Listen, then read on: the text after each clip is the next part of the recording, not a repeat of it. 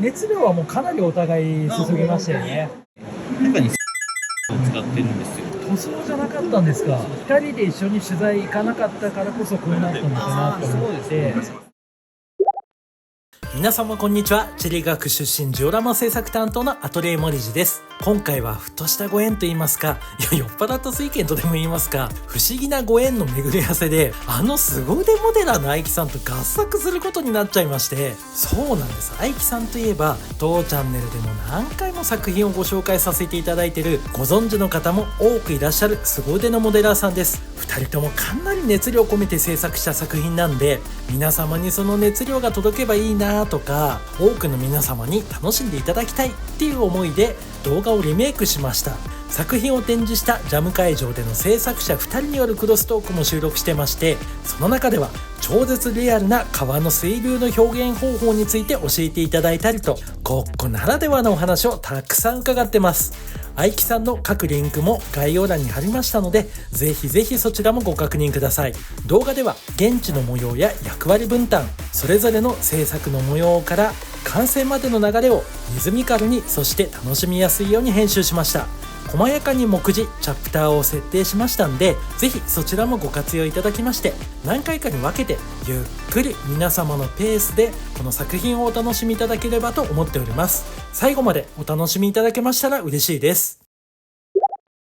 ここからは現地調査を駆け足でお楽しみいただきます。今回は JR 上越線の佃駅から岩本駅の間にある第三利根川橋梁を制作します。群馬県渋川市にありまして、現地の取材は制作の成り行き上ですね、愛樹さんと僕でそれぞれ別に実施しています。ちなみに僕はなかなか現地行けないんですけど、2週連続で群馬に行ってきました。橋梁近くの棚下不動の滝ってあって、そこに向かう道からはこんな感じで橋梁全体を眺めることができるんですけど、もうスケール大きいですよね。そしてこの橋梁ですね、利根川だけじゃなくって棚下の集落ごと越えてるんです。なので模型化の際にはこのスケール感だけじゃなくって集落の再現、ここも大きな鍵を握りそうでした。橋梁は上下線で別に架けられていて、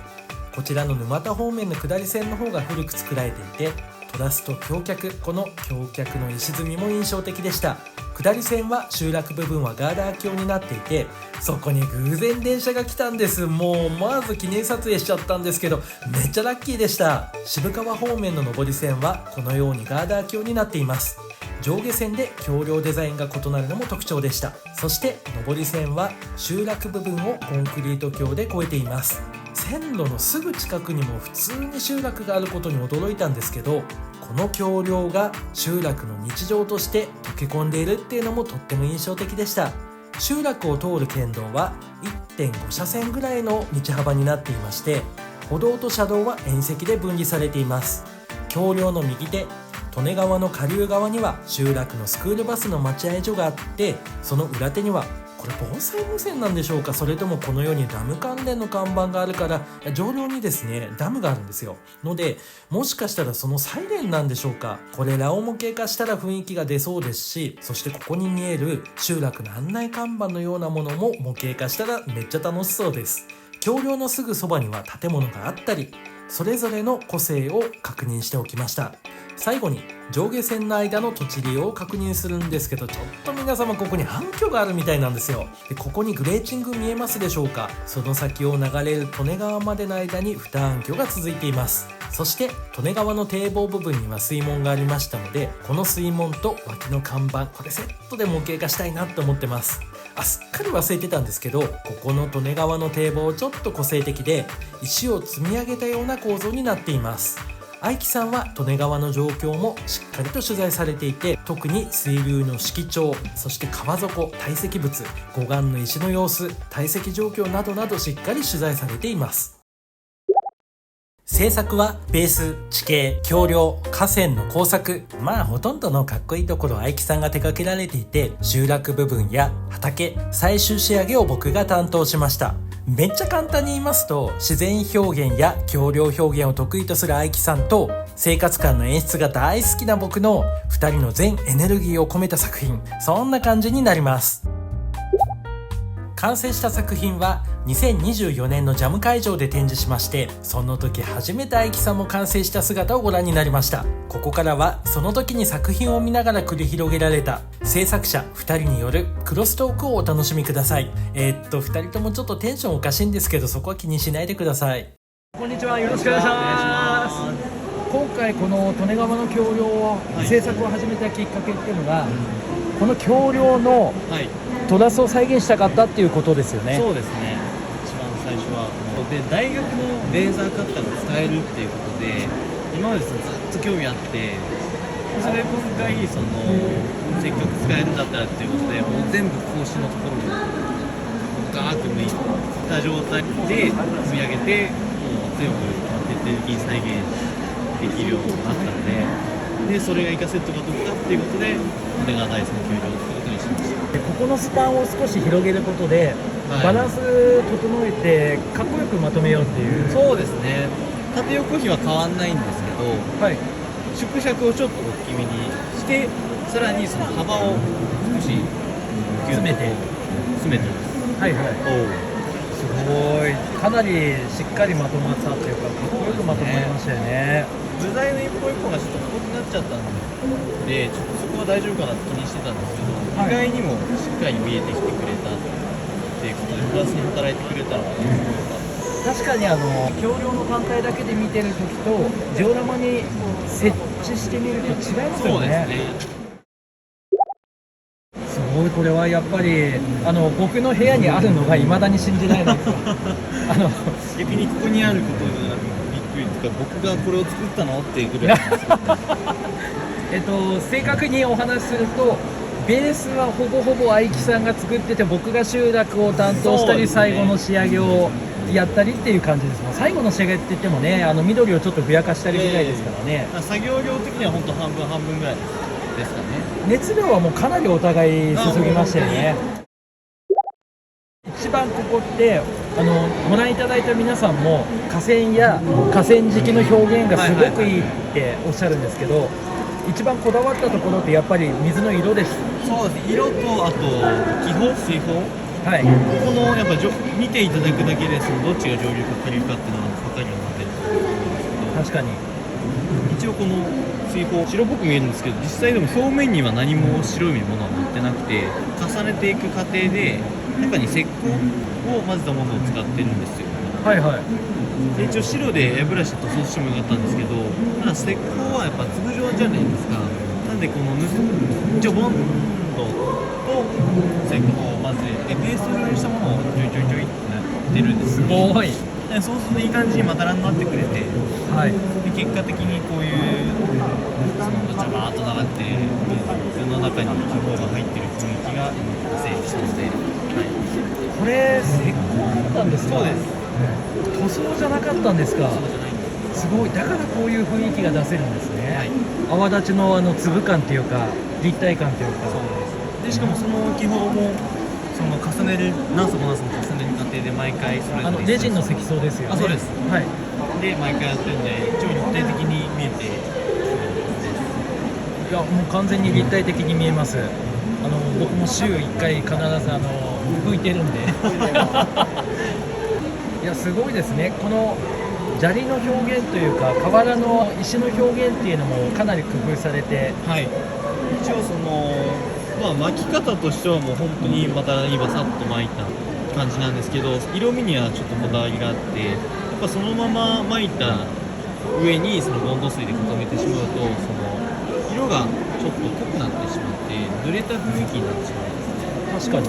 なので一応屋外でしっかり日光を浴びて白飛びしてる石の表面の感じを再現したかったので、上からドライブラシだったりエアブラシだったりで白を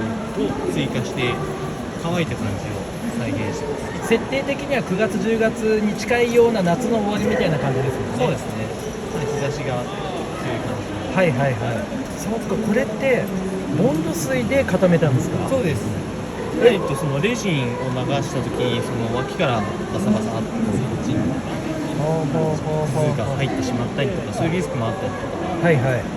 か、作業効率面でいうと絶対に固めてからレジンを流した方がいいかなっていう。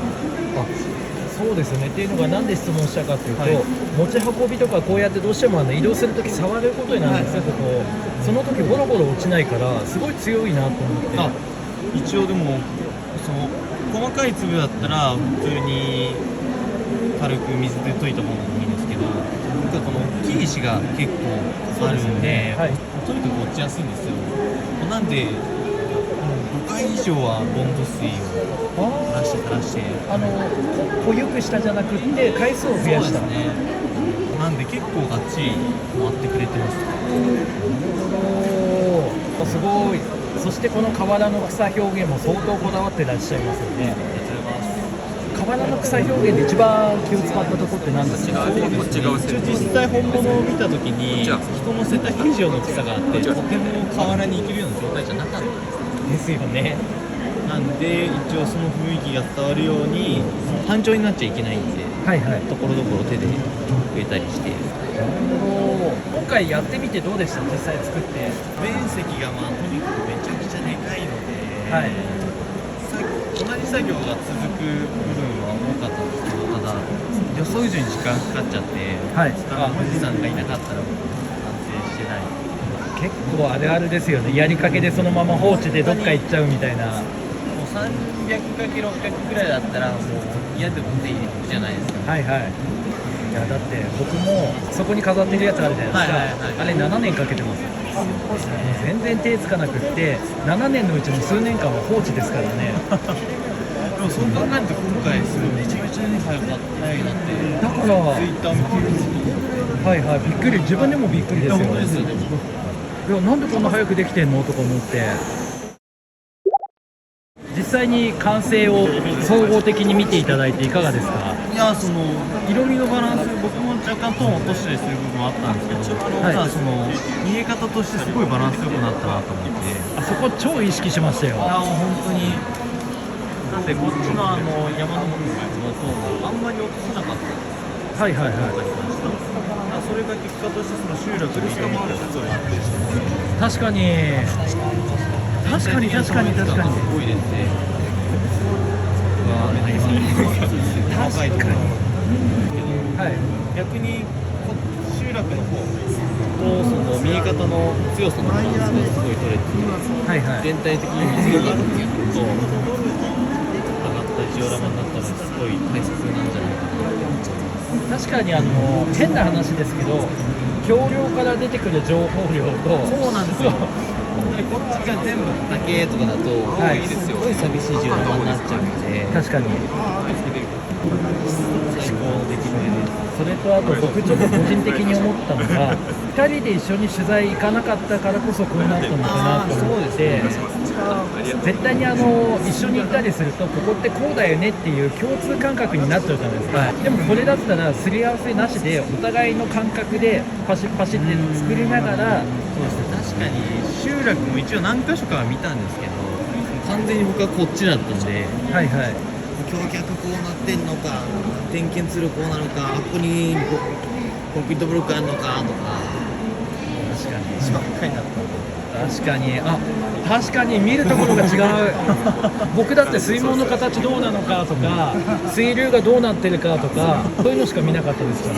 集落一応見たつもりになったんですけど、写真後で見返すと全然撮ってないですよね。集落とかはもう僕かなり適当にいい加減なんで、なんだろう。ここまで制作者2人のクロストークをお楽しみいただいたんですけども、皆様ごめんなさい、インタビュー下手くそで、もっともっと勉強します。気を取り直しまして、ここから先は工作の模様をお楽しみいただきます。この作品は愛木さんが橋梁を作りたくて制作が始まりました。レーザーカッターで制作されるので、設計の精度だけじゃなくってバランス感覚も肝になると思うんですけど、ここは愛木さんさすが美大出身の芸術肌だけあって、やっぱり素晴らしいです。詳細は別動画もぜひご参照ください。実は只見線を作るつもりで制作始めてたそうで、この辺りは只見線として制作が進んでたんですって。で、ところがだんだんとこの画像あたりで第三利根川橋梁にしか見えなくなっちゃったらしくって、もうこれまんまですよね。なのでここからは第三利根川橋梁として気持ちを切り替えてっていうかですね、改めて制作を進められたそうなんです。橋梁の次は橋脚の工作です。ご覧のように自作で制作されています。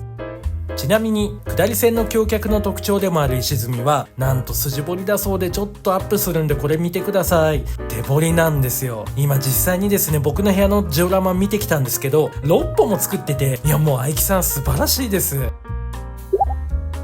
ジオラマのベースは愛木さんが制作されました。実物大の設計図面を用意されてるんですけど、愛木さんはじめ皆様やっぱり細やかですよね。いやー、今の僕にはとてもここまで細やかなことはできないです。勉強します。その図面に合わせて地形の工作を進められるんですけど、詳細は音声解説ではありませんが別動画にしてあります。ぜひそちらもご参照ください。渋川側の端っこは地形を立体的にアレンジされていて、こんな感じでジオラマに立体感がプラスされています。瓦の地盤も数段構成になってて、いや制作画像を拝見しながらさすがだなって一人で感動しちゃってました。ここからは川の表現なんで詳しく知りたい方も多いと思います。詳細は別動画になってますんで概要欄もご参照ください。もしこの動画音声解説で作り直しをご希望の際はコメントください。特徴ある程度もこの通りもう素晴らしいです。そうそう、別動画で紹介忘れてたと思うんですけど、利根川の石の再現には水系は異なるんですけど、利根川と同じく三国山脈を水源とする毛戸沢のものを使用して石質の臨場感っていうのを演出されてらっしゃいます。水表現はレジンを使用していて、タミヤのエナメル塗料とレジン専用の塗料で複合的に調合してレジンの投入ごとに濃度を変えながら水深を再現されています。このようにレジンの投入後も納得いくまで調色されてて、水の泡立ちに関しましてもこれで完璧に僕は見えるんですけど、これでは納得いかれないそうで、工夫を凝らして修正されていて、めちゃめちゃ熱量を感じました。ジオラマ内に再現されている道路には全てヤスリで再現されていて、愛木さんが制作された側溝に関してはレーザーカッターで再現されています。集落部分は確かスチレンボードを使用したって聞いたような記憶があります。ちょっと曖昧なんで、めっちゃこだわりの自作の樹木を使って集落の木々の再現を検討されたりとか、ジオラマのバランスを考えてこんな感じで緑化を深めてみたりとか、右岸と左岸の立体感のバランスを取ることを検討されたそうです。ここまで来たところでこの先の工作を僕が担当することになっちゃうんです。いやマジかって感じなんですけど、この辺りに水門を再現して、ここには農家と農地を、そしてここには畑を再現しようと思います。今度反対側をご覧ください。愛木さんが用意してくださった建物をいくつか仮置きしたんですけど、最終的にはかなり違う配置にしています。ここに集落を再現していくんですが、詳細は音声解説ではありませんが別動画にしてありますので概要欄をご参照ください。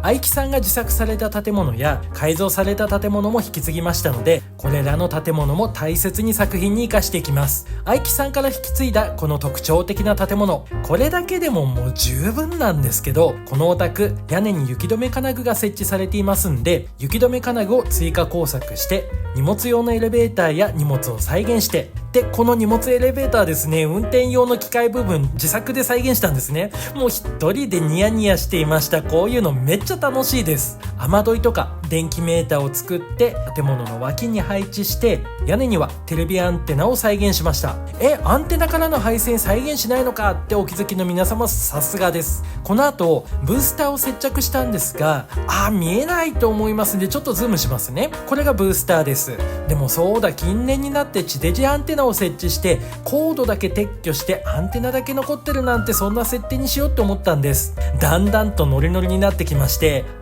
プロパンガスとメーター設置しようとか、電柱からの電線の配線の視線を受ける支柱を作ろうって楽しく作業を進めました。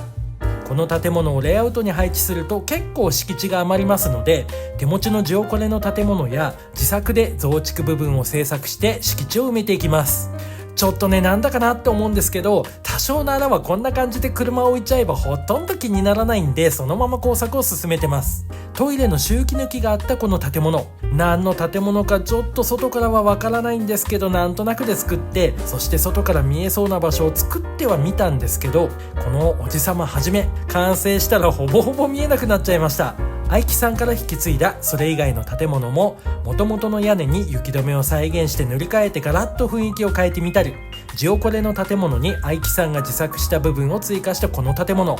このね赤くマークしたところがジオコレの製品の部分なんですけど、もうこれだけでもセンスの塊なんですが、実際に現地に行って建物確認したんで、その取材を生かして建物外部の配管を設置したり、雨どいを追加したり、遊び心で壁に政党ポスターを貼ってみたりしました。防災無線だかダムのサイレンだかも制作したんですけど、2本それぞれ1本ずつ別の動画にしましたんで、よろしければご参照ください。それ以外のスクールバスの待合所とか数軒の建物を自作して少しずつ集落を埋めていきました。そうそう、お墓なんですけど、現地そのままに再現するってちょっとあれじゃないですか。なのでお墓はインターネットでどの方向に向けて設置できるかとか調べてアレンジして配置しています。木の切り株は別動画で制作を紹介しましたので、概要欄をご参照ください。古新聞の束や雑誌の束、そして段ボールゴミを模型化してゴミ集積所を作って集落を完成させました。制作は別動画にしましたので、概要欄もぜひご参照ください。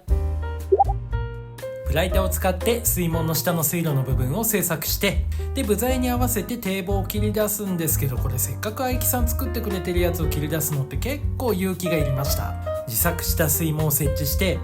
この水門確か H 工も自作したようなしなかったような記憶が曖昧で、どっちだよって話なんですけど、暗渠の開口部はプラパイプで再現してます。これは覚えてます。で最後に水流を再現してレイアウトに設置して水門の完成です。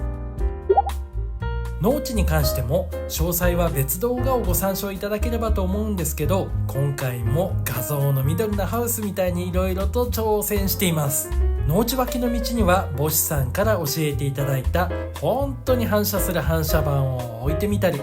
動物対策の電気柵を設置してみたり、ニヤニヤしながら作業を進めました。小物類を設置して完成なんですけど、ここまで結構なボリュームになりましたので、完成のご案内は後日別の動画でご紹介してまいります。今回の動画のリメイクにあたりまして、愛樹さんから改めて動画や画像をわざわざご提供いただきました。愛樹さんいつもありがとうございます。皆様も最後までご覧くださいまして誠にありがとうございました。また次回、そうそう、完成編は来月あたりに公開できればなんて考えながら今撮影をしています。利根川に限らずそれ以外の動画も公開してまいりますので、また次回皆様とお会いできることを楽しみにしております。ありがとうございました。さようなら。ここでお知らせです。ジオラマ制作担当の私アトリエモリジがオーダーメイドのジオラマ制作を始めました。詳しくは概要欄をご参照ください。